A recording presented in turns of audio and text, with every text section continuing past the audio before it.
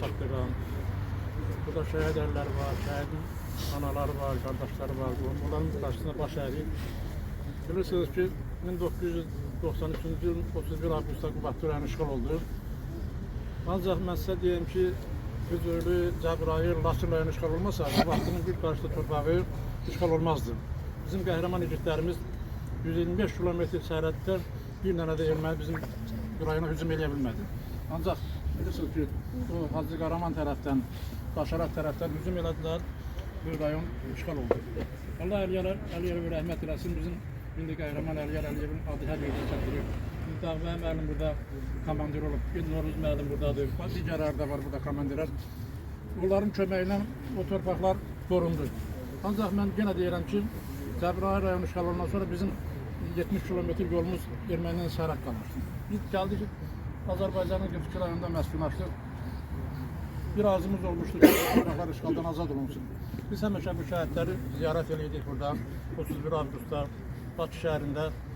Deyirdi ki, gələn vaxtı biz öz yerimizə qayıdaq. Oradan da 44 günün müharibədə Allah Prezidentimizin canı sağ eləsin, onun dəmir yolunun köməyi ilə, onun apardığı siyasət, Allah bütün şəhidlərimizə rəhmət eləsin, o şəhidlərimizin köməyi ilə, qazilərimizin canı sağ olsun, onların köməyi ilə artıq torpaqlarımız işğaldan azad olunur. Eyni zamanda 2023-cü il 19-dan 20-sinə keçən gecədə antiterror əməliyyatında Qocalı, Xocavənd, Xancəndi ağıldı və Azərbaycan ərazi bütövlüyü tam təmin olunur. Baxırsınız, bütün dünyada gedən işlərə də, Azərbaycanda işlərə də, turuculuq işləri gedir. Bizim rayonda da Allah'ın köməkliyi ilə martda, mayda köç olacaq, zilanlı mahruzlu, sonra digər kətlər tikiləcək. Rayon rəhbərliyinin belə bir fikri var ki, rayonun girişində bütün şəhidlərin hamısının adları yazılsın, şəkilləri qoyulsun, bütün kətlərdə onların abidələri qoyulsun. Hər bir adam kəndə girəndə bilsin ki, burada neçə şəhidimiz olur. Bilirsiniz ki, 93'də cəmaət gəldi, hərəsi bir tərəfdə məskunlaşdı. Hələ yer zat tapmamış, bizə 94-cü ilin bax bu yanvar ayında özü o vaxtı yəqin hamımızın yadındadır. Mən bunların çoxunun onların dəfnində iştirak eləmişəm, getmişəm. Çox möhkəm qarlamışdım. Yanvar ayında bizdə bu Güllücə kəndindən 21 şəhid oldu. Demək bu gün ayın 6-sında da 8 nəfər şəhid oldu. Allah onların hamısına rəhmət eləsin.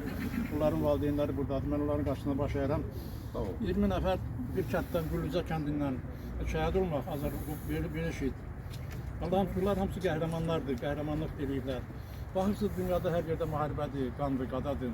Ancaq sağ olsun, hörmətli prezidentimiz bu işləri uğurla aparır ki, Azərbaycanda sakitlikdir, sabitlikdir, hamı öz işi ilə məşğuldur.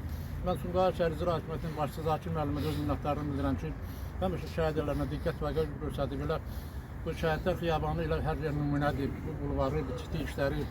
Rayon rəhbərliyinə öz minnətlərimi bildirəm ki, Qubadlı rayon işğaldan azad olan kimi orada bizim milli qəhrəmanlarının başdaşının hamısını götürdüyü rəhmətli Əliyar Əliyevin sürücüsü Əlsəfət Ağayevin də, Azərbaycan bayraqlı ordeni orada, Həsən Qormazın da, Qaçaq Nəbinin yoldakı Həzərin də qəbrini orada götürdü. Artıq indi bizdə həm hərbiçi şəhidlər, həm mülki şəhidlərin bütün qəbir üstü abidələrin hamısı götürülüb çıxarmaq üzrədir. Buna görə də